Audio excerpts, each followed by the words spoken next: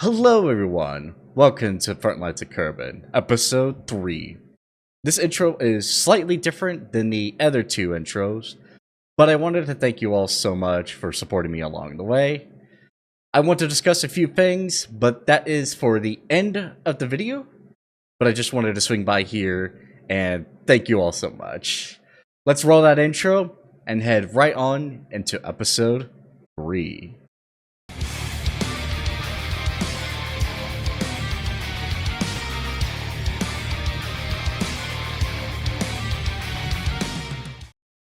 Welcome back to the Frontlines of Kerbin. In this episode, we will be diving into the strategic maneuvering of turns 4 and 5. And a slight spoiler for you all, turn 5 is where the doctrines begin to shift, in a very big way. As you can see, I have also updated the map to be much cleaner and more readable. No more 20 icons crammed into one grid. From now on, I'm just showing 3 main categories: tanks, which includes all ground units, like trucks and tank variants, planes, which covers all the air assets, and emplacements, will still be noted as a distinct artillery piece. So, let's set the stage. At the end of the last episode, General Mavis struck deep into Ashkar territory, launching a massive air raid that crippled Outpost Scimitar and began the Galandian takeover of the forward operating base. In response, Ashkar's General Corey was, to put it mildly, not amused. She immediately began production of a massive air force at Camp Zephyr, setting the stage for a furious counterattack. We begin turn 4, and the full weight of Ashkar's fury is about to be unleashed. At Camp Zephyr, General Corey is wasting no time.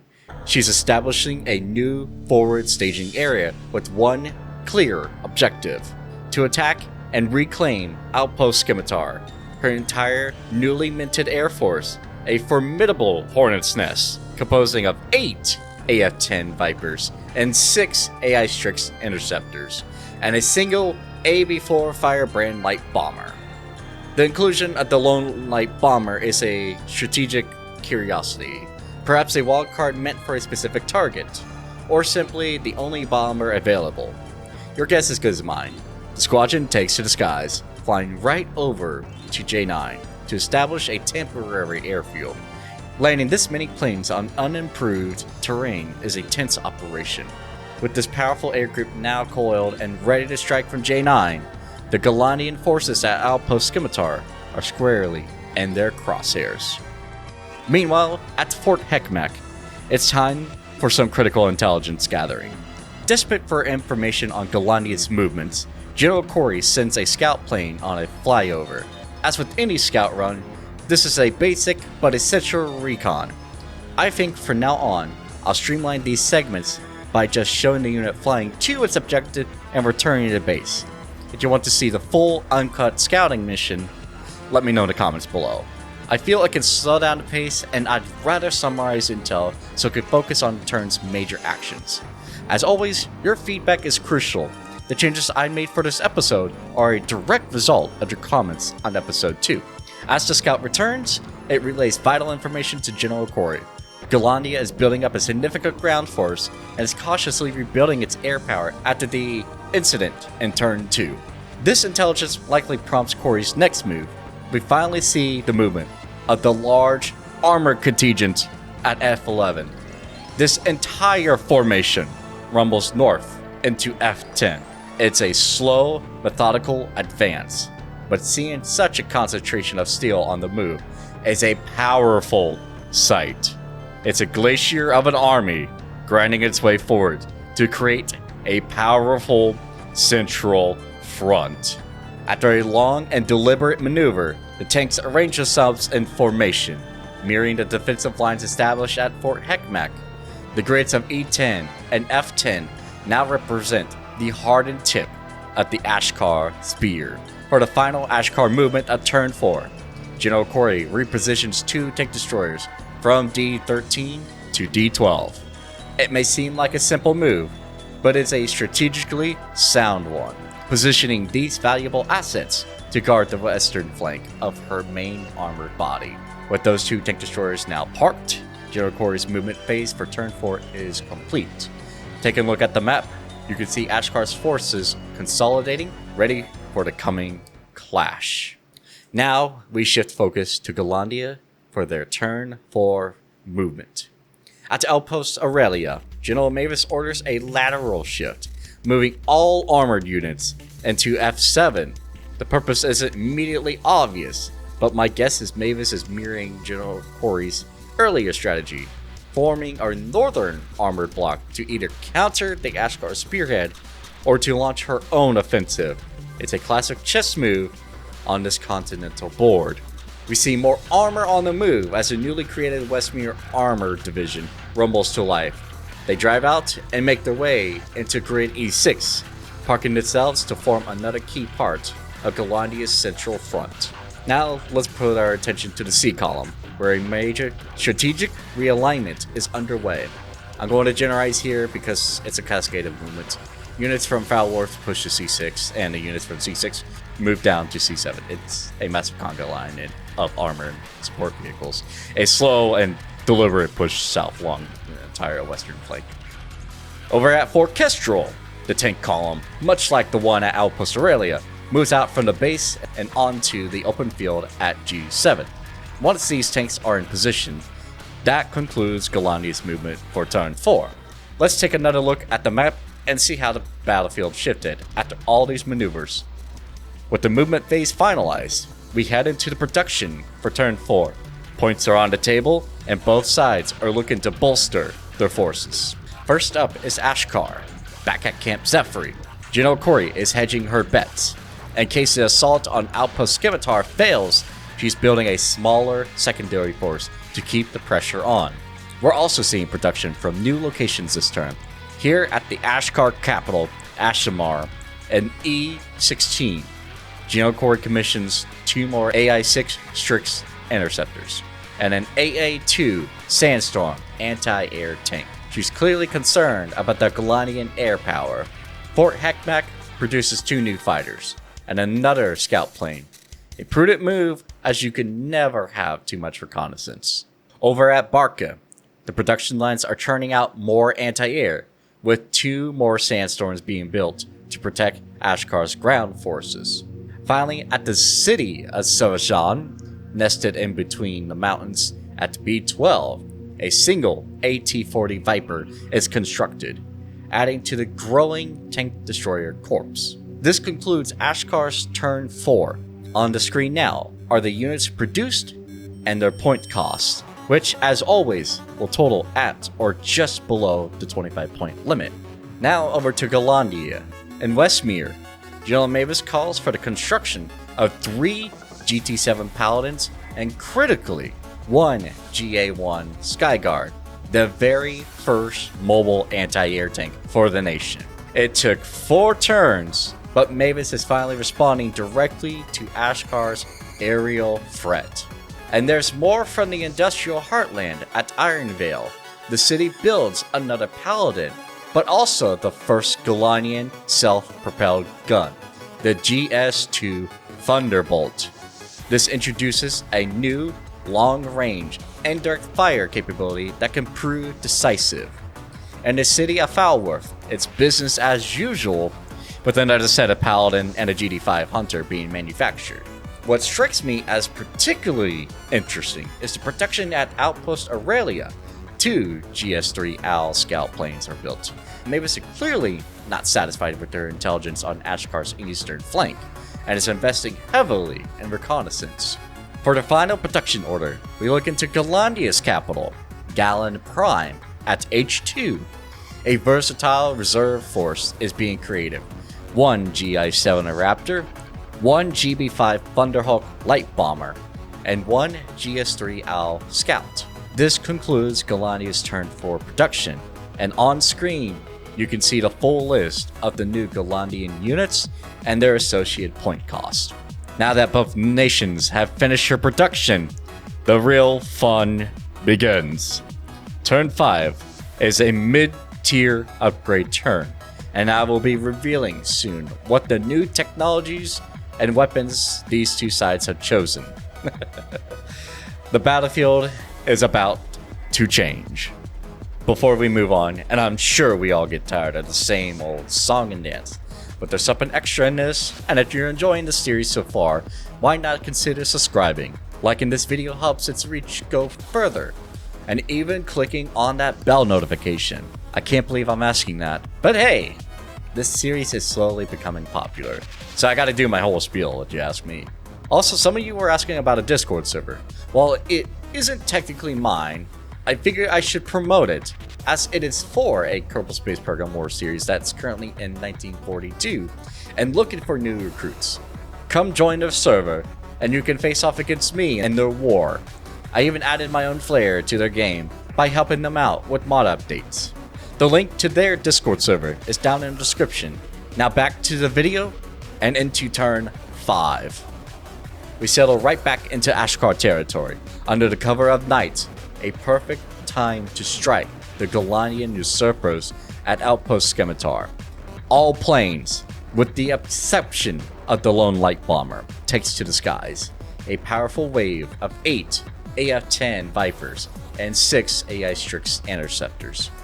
They fly towards the forward operating base, a swarm of vengeance in the dark. It took a moment to set things up, but with Galandia defending with 5 GS-7 Raptors, 4 GF-12 Falcons, and 3 GB-5 Thunderhawks, it looks like to be an even fight on paper.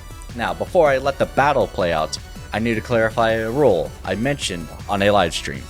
If an attack happens at a specific location, and the defending planes on the ground, whether on rough terrain or a runway, face the challenge of scrambling into the air under fire, I will not refund points for losses in this situation. That's war. If your pilots aren't skilled enough to get airborne amidst chaos, then so be it. During the simple movement phase, I will ensure all planes fly to and from their destinations without an issue for both sides. This should keep things fair. Now, let's watch this battle take place, and I hope the new icons help with clarity. This is Lance, signing out.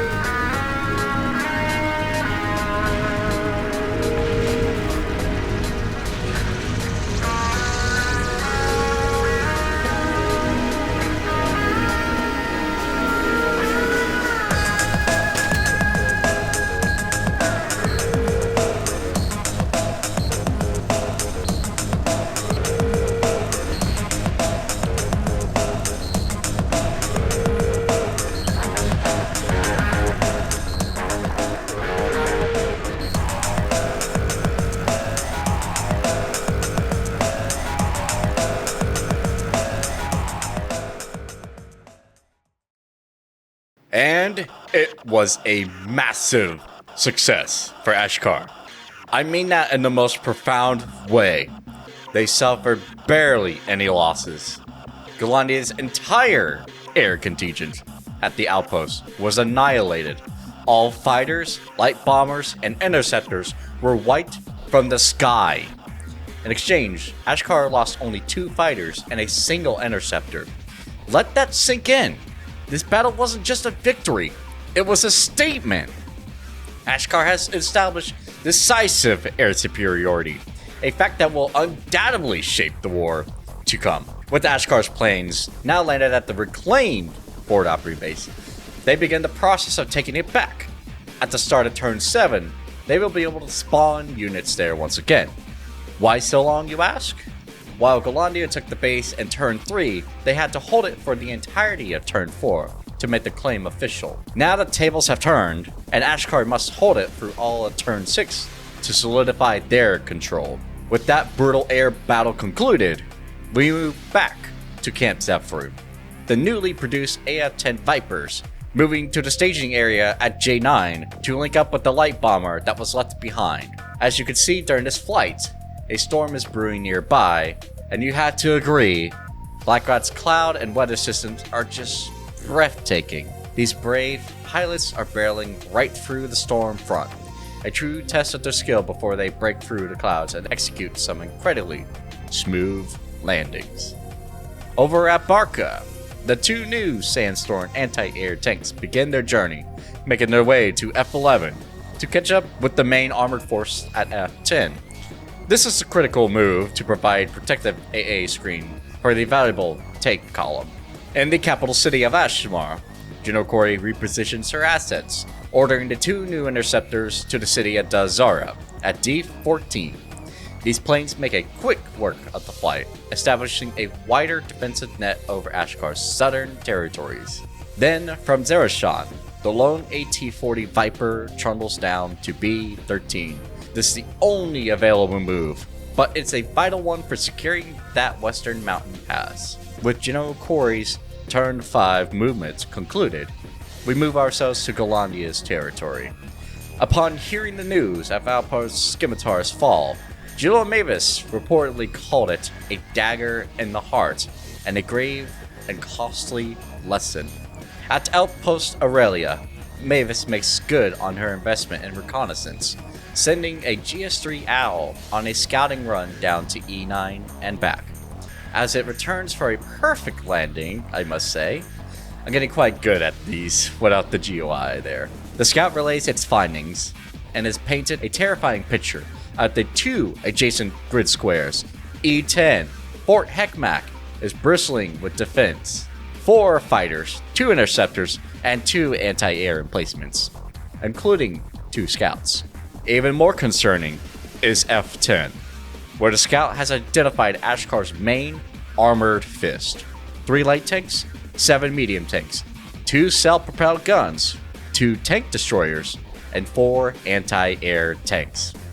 Over at Fort Kestrel, Mavis orders 1 more scout flight to H8 that the Ashkar forward base there still holds a significant force of 5 interceptors and 6 fighters. Back on the western front, the Great Conga Line continues its slow, grinding advance.